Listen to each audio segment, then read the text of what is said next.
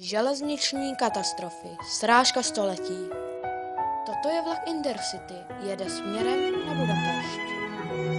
7 hodin 10 minut opouští Paříž. Dokáže se rozjet až na 200 km za hodinu. Toto je osobní vlak z Pontoise do Paříže. S vlakem Intercity se mají vyhnout na menší stanici mezi Pontoisem a Paříží.